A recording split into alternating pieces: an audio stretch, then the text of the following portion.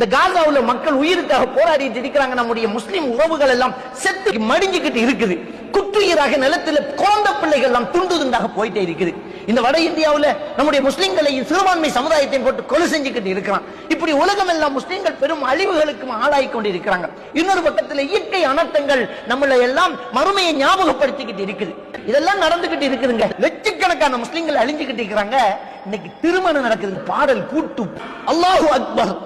இவங்கெல்லாம் ஈமானோட தான் இருக்கிறாங்களா, இஸ்லாத்தோடு தான் இருக்கிறாங்களா? என்ன ஒரு அனாச்சாரமான செலவுகள்! அந்த மேடையில போட்டி இருக்கக்கூடிய பூக்களும் சோதனைகளும், அந்த மேடையில போட்டிக்கு அந்த ஹோலுக்கு கொடுக்கக்கூடிய காசுகளும் இந்த ஏழைகளுக்கு எவ்வளவு தேவை இருக்கும், எவ்வளவு பேருக்கு அதுல நாம உதவிகள் செய்யலாம். பள்ளி வாசல்களும் மதரசாக்களும் இன்னைக்கு அடுத்தவங்கள்ட்ட கையேந்தி மூச்சு விட்டு மூச்சு திணறி இன்னைக்கு நடத்தப்பட்டுக்கிட்டு இருக்கிற அந்த காலகட்டத்தில் இந்த வீணான செலவுகளை செஞ்சுக்கிட்டு இருக்கக்கூடிய இந்த சமுதாயத்துக்கு எப்படி இங்க புரிய வைக்கிறோம்?